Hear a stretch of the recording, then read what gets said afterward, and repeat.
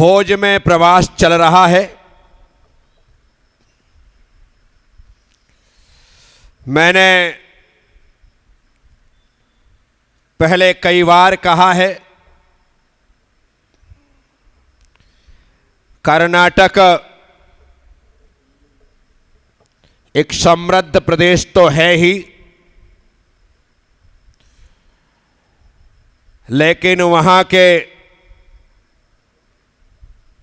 निवासियों की, भक्तों की भक्ति भी प्रशंसनीय है।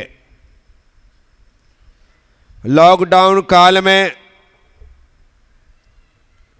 जहां पर सभी लोग भयभीत होकर के अपने अपने घरों में छिप कर के बैठे थे,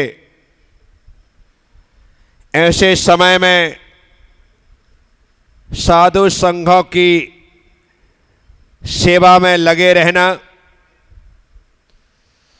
और वह भी निर्भीकता के साथ, वह भी यह कहते हुए कि गुरुदेव का आशीर्वाद है तो हमें कुछ नहीं होगा।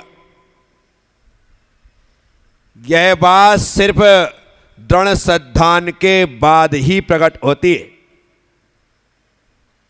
जिसके मन में इस प्रकार का दृढ़ श्रद्धान होता है, हकीकत में उसे कुछ नहीं होता है। बहुत अच्छा प्रवास चल रहा है। इसके पहले एक प्रसंग रह गया था कि तेरा पंथ के महान आचार्य, वर्तमान में आचार्य महाश्रमण जी का इचलकरंजी में एक छोटा सा प्रवास था। उस प्रवास के अवसर पर इचलकरंजी की दिगंबर श्वेतांबर समाज ने एक निर्णय किया कि इतना बड़ा उत्सव जैन समाज द्वारा किया जा रहा है, तो क्यों ना दिगंबर श्वेतांबर साधु एक साथ मंच पर बैठ कर के एकता का संदेश समाज को प्रदान करें। तो मुझे लेने के लिए भोज आए इचलकरंजी के लोग और कहा कि गुरुदेव ऐसी ऐसी बात है, दिगंबर भी आए, श्वेतांबर भी आए। भोज से इचलकरंजी की दूरी सिर्फ 22 किलोमीटर है और 22 किलोमीटर किसी अच्छे काम के लिए जाने में कोई तकलीफ नहीं। मैंने सहर्ष स्वीकृति प्रदान की और सामाजिक एकता और समरसता के लिए मैंने भोज से विहार करके इचलकरंजी प्रवेश किया। इचलकरंजी एक खूबसूरत नगर है, साथ ही वहां पर कपड़े का अच्छा खासा व्यवसाय है। दिगंबर श्वेतांबर दोनों समाज समृद्धशाली समाज हैं और पहले भी मेरा प्रवास वहां पर 2 बार हो चुका था। इस कारण से समाज के सभी लोग परिचित थे, समर्पित थे। मैं वहां पहुंचा।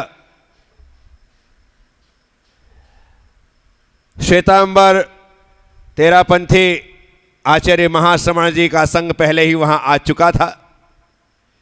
इसी कारण से जब मैं वहां पहुंचा तो बहुत सारे उनके साधु संत मुझे लेने के लिए वहां आए। महाश्रमण जी को भी वहां पर आना था, लेकिन वो किसी मांगलिक की प्रक्रिया में लगे थे। तो जब मैं इस स्थान पर पहुंचा तो वहां पर स्वयं महाश्रमण जी चल कर के आए, बातचीत हुई। उसके बाद हमारा आयोजन था, कार्यक्रम था। यानी कि स्वर्णिम इतिहास कैसे लिखे जाते हैं या कैसे लिख जाते हैं, ये कोई सोचता नहीं।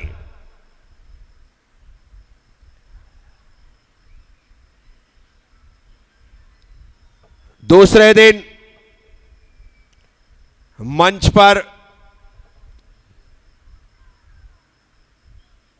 हम लोग एकत्रित हुए, एक साथ बैठे। हजारों की संख्या में लोग उपस्थित थे। पूरा पंडाल खचाखच भरा था। कार्यक्रम चला और कार्यक्रम चला तो महाश्रमण जी ने भी बोला, मुझे तो बोलना ही था क्योंकि मैं मुख्य वक्ता के रूप में आमंत्रित था दिगंबर जैन समाज की ओर से। तकरीबन 30 मिनट मैंने अपनी बात रखी। उन 30 मिनट में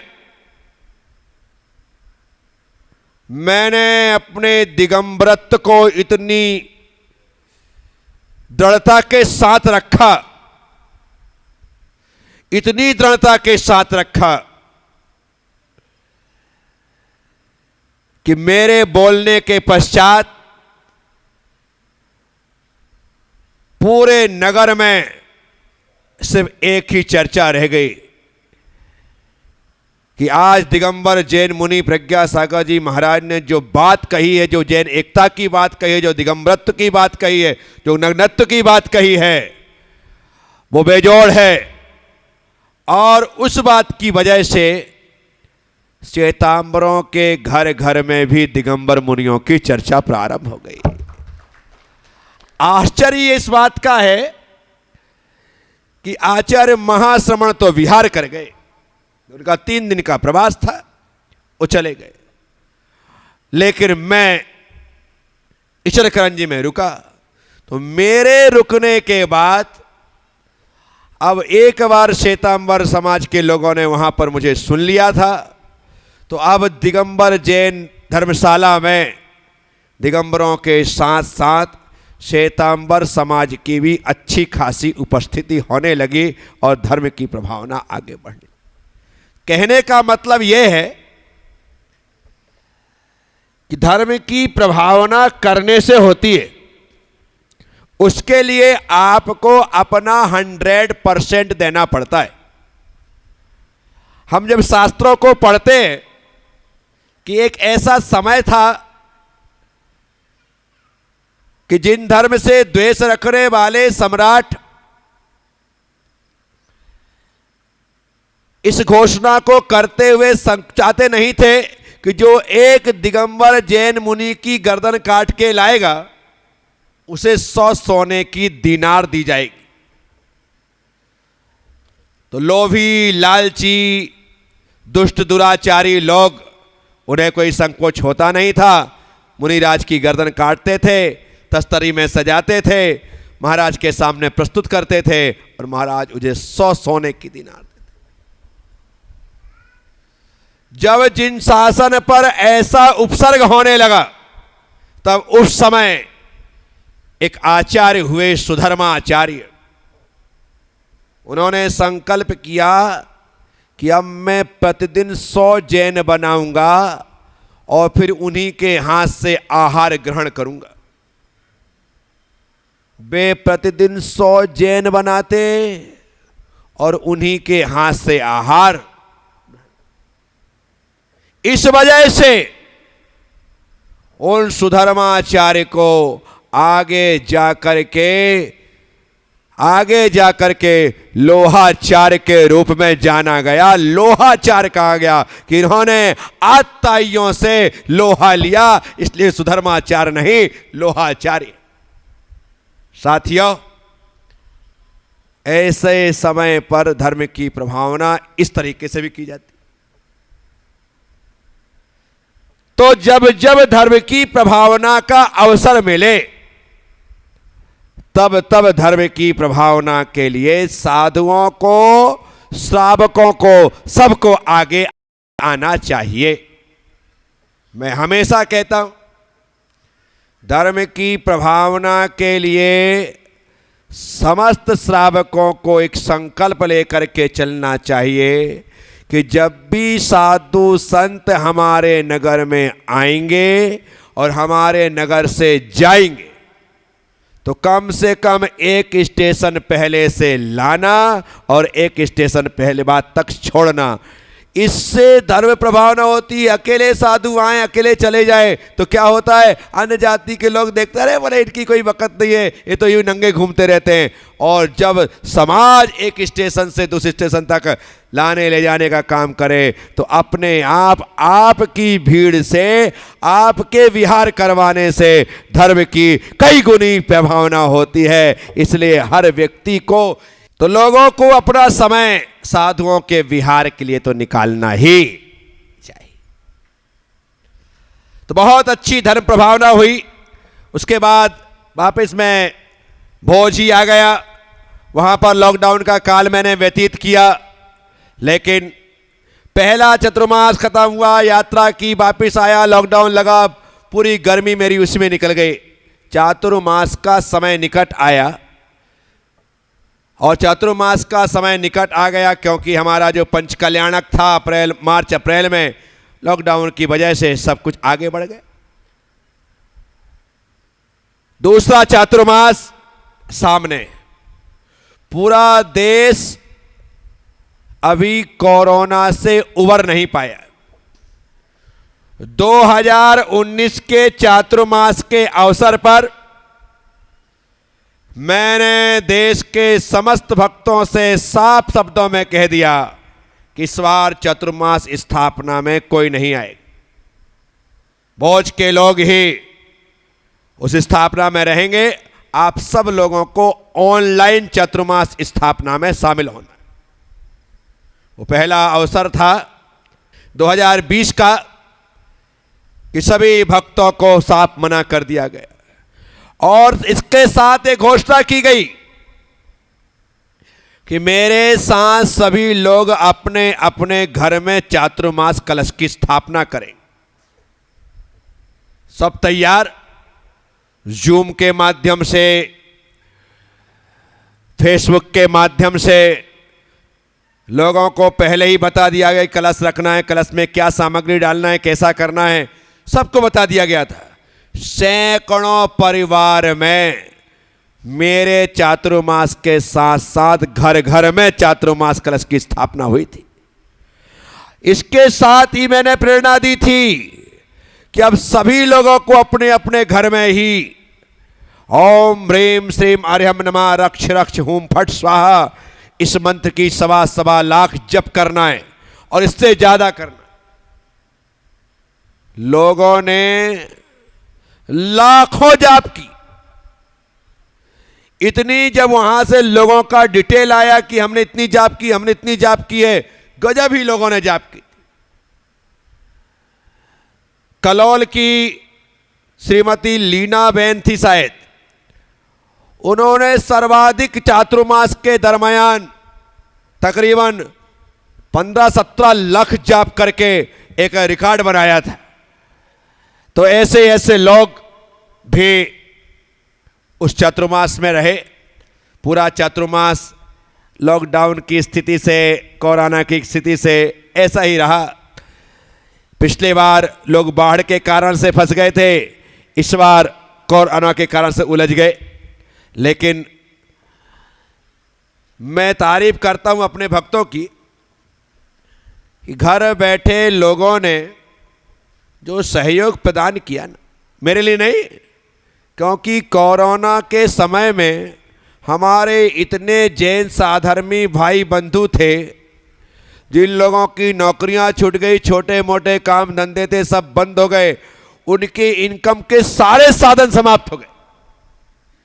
घर बैठे अब ऐसी स्थिति आई कि महीने 2 महीने तो उन्होंने एन कैन प्रकार खान पी लिया, लेकिन अब उनके पास खाने पीने के पैसे भी नहीं बचे। हम लोगों ने एक अभियान चलाए, तो जो लोग कोरोना में बहुत मुसीबतग्रस्त थे उन लोगों को हमने आह्वान किया, जिसे आवश्यकता है आप बोलो। इतने लोगों के फोन आए, इतने लोगों के फोन आए, इतने लोगों के फोन आए, अकल्पनीय कि हमें सहयोग की जरूरत है, हमारे पास कुछ भी नहीं है। अब हम लोगों ने टारगेट बनाया था कि 8 से 10 लाख रुपए लोगों को बांटना है। किसी को 3,000, किसी को 5,000, किसी को 2,000, परिवार के संख्या के अनुसार से। 10 लाख रुपए तो हमारे पास 4 दिन में खत्म हो गए। हमने यतीश भाई से बात की, मदन भाई से बात की कि मदन भाई ऐसी ऐसी स्थिति है। यतीश भाई बोले कोई बात नहीं महाराज जी, यदि लोग इतने तकलीफ में हैं तो अपन इस टारगेट को 10 का 20 लाख कर देते हैं। मैंने कहा 20 लाख कर देते। 10 लाख रुपए और इकट्ठा की, और इकट्ठा करके फिर पता लगा 4 दिन में वो भी खत्म हो गए। 8 दिन में 20 लाख रुपए बढ़ गए, और फिर भी लोग अभी लाइन लगा के खड़े हैं कि हमारे लिए सहयोग करो। और वो सहयोग सिर्फ इसलिए हमने प्रारंभ किया कि कम से कम इस बात से प्रेरित होकर के अन्य जो चैरिटेबल संस्थाएं हैं, जो साधु संत हैं, वो भी प्रेरणा देकर के लोगों को सहयोग करेंगे। लेकिन देश से अच्छी खबरें नहीं मिली कि लोग सहयोग करते। लोगों ने 1 दिन का 2 दिन का यूं राशन तो पहुंचा दिया, लेकिन अपने भाइयों को सहयोग करने की ज़्यादा कोशिश नहीं की। उस समय लगा कि कितने लोग परेशान हैं, कितने लोग दुखी हैं, इन लोगों के आंसुओं को पहुंचना कितना जरूरी है। लेकिन ये ऐसा गड्ढा है जिसे भरना बस का, कितना भी डालते जाओ, ये तो हवन कुंड है, कितना भी स्वाहा करो वो कभी तृप्त नहीं होता, कभी तृप्त नहीं होता। ये उपवन तो है नहीं कि एक बार पौधा लगा दो, पानी डाल दो, खाद डाल दो, बस थोड़ा करो, फूल पे फूल खिलते जाएंगे।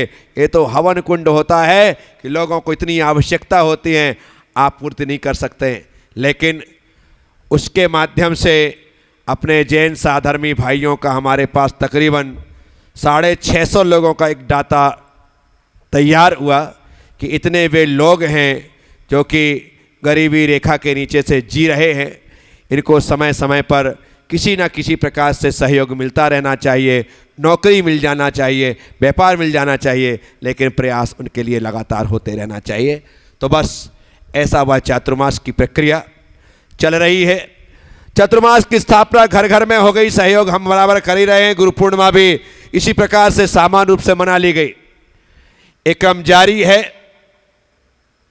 भोज के लोग बराबर आ रहे हैं, जा रहे हैं, क्योंकि इतना खुला है, बाहर के लोगों में प्रतिबंध है। आसपास भी चातुर्मास हो रहे हैं। समनेवाड़ी में आचार्य पद्मनंदी जी महाराज है, इचलकरंजी में भी कोई महाराज थे, आसपास भी चातुर्मास थे। इसी बीच जो आप हमारे महाराज जी को देख रहे हैं, प्रिय तीर्थ जी को, ये सौधर्म नाम के एक युवक थे। इनकी बहुत इच्छा थी कि मैं घर बार छोड़ करके सन्यास के रास्ते पर चलूं। इस कारण से आसपास के महाराज जियों के पास भी गए, वहां पर जाकर के देखा, लेकिन किसी ने इन्हें स्वीकार नहीं किया या ये उन्हें स्वीकार नहीं कर पाए, जो भी बात। फिर उन्होंने गूगल में सर्च किया कि और चातुर्मास कहाँ है, तो पता लगा कि भोज में चातुर्मास हो रहा है। भोज में चातुर्मास हो रहा है तो सदलगा से भोज की दूरी बहुत मुश्किल से 10 किलोमीटर ही है ना, 10-11 किलोमीटर है। इस साइकिल से चल करके ही भोज आ गए। मैं भगवान शांतिनाथ भगवान का अभिषेक करवा रहा था, ये पीछे खड़े खड़े चुपचाप हाथ जोड़ करके देख रहे थे। वहाँ से उतर करके मैं नीचे आया और सभागृह के सामने ही खड़ा था और तीर्थ को ही देख रहा था। इन्होंने आकर के कहा कि महाराज श्री, मुझे आपसे कुछ बात करनी है। मैंने कहा बोलो। मैं आपके साथ रहना चाहता हूँ। मैंने कहा कि वो सदलगा का नाम क्या है? सौधर्म में। ठीक है। मैंने कहा आओ बात करते। इन्हें लेकर के अपने कमरे के बाहर सीढ़ी पर ले गया। वहाँ पर मैंने कहा कि बेटा मेरे पास रहना नहीं रहना वो बात की बात है, तुम अकेले आए हो, सबसे पहले अपने माँ बाप को सूचना करो और उन्हें बुलाओ, उसके बाद ही मैं दूसरी बात करूँगा। बस इनके परिवार में फ़ोन लगवाया, माँ बाप को बताया कि आपका बेटा यहाँ चल कर के आया है, आप यहाँ पर आओ। तो परिवार के लोग, दादा दादी, दुनिया भर के सब लोग इकट्ठे हो गए, आ गए। यहाँ सोनू से मैंने कहा कि एक काम करो, अच्छा बच्चा है, आया है, भावना है, रहना नहीं रहना योग की बात है, तुम तो सबसे पहले इसे नाश्ता कराओ। व्यवस्था वही थी, सोनू ले गया, बढ़िया पोहे खिलाए गर्मा गर्म, है दूध पिलाया। अरे वाह, ये तो मुझे पता ही नहीं था तूने दूध पिलाया। सब कुछ किया, फिर आहार हुआ। आहार के बाद इनके माता पिता, परिवार के लोग आ गए, मनाने लगे, ले जाने के लिए सब कुछ करने लगे। मैंने समझाया, एकदम से कोई माँ बाप समझते तो है नहीं, लेकिन इनके माता पिता बड़े सीधे सज्जन, सुरेश जी और रूपाली, दीपाली, पता नहीं क्यों रूपाली हो जाती है, दीपाली, दोनों के दोनों बड़े सीधे सज्जन। कुछ एक कन्नड़ भाषी, मैं हिंदी भाषी, मैं कुछ बोलूँ उनको समझ नहीं आए, वो कुछ बोले मुझे समझ नहीं आए, पर मैं जो बोलूँ बेचारे गर्दन यूँ हिलाएं। बढ़िया हो गया। फिर भी 2-4 दिन के लिए मैंने कहा छोड़ दो, तो छोड़ दिया। परंतु अभी इनके परिवार के लोगों ने पीछा नहीं छोड़ा। रोज रोज कोई ना कोई आता, इतना समझाता, इतना समझाता, 1-2 बार तो ले भी गए, एक बार ले गए, फिर ले आ गए, फिर दूसरी बार ले गए, फिर आ गया। ऐसा क्रम इनके कम से कम महीने 1.5 महीने चला, 2 महीने ऐसा क्रम चलता रहा। वो लेकर के लेने के लिए आते, मैं भी इनकी परीक्षा के लिए कहता चले जा। इनको लगता यार महाराज से समझाते और मुझे भेज रहे। मैं मानता था कि यदि बैराग हो गया तो फिर भाग के आएगा, और नहीं होगा तो वही अटक जाएगा। एक बार गए, फिर आ गए, दूसरी बार गए, फिर आ गए। माँ बाप को भी, परिवार को लगने लगा कि अब ये मानने वाला नहीं है। और एक दिन ऐसा आया कि ये सदा सदा के लिए मेरे साथ होकर के ब्रह्मचारी सौधर्म भैया बन गए, और आज आपके सामने मुनि प्रिय तीर्थ के रूप में। कब किसका योग कैसा आए कुछ कह नहीं सकते। तो भोज का वह चातुर्मास बड़ी शांति से चल रहा है। आगे और क्या होगा कल बात करेंगे। ओम नमः, सबसे क्षमा, सबको क्षमा। जय गुरुदेव, जय महावीर।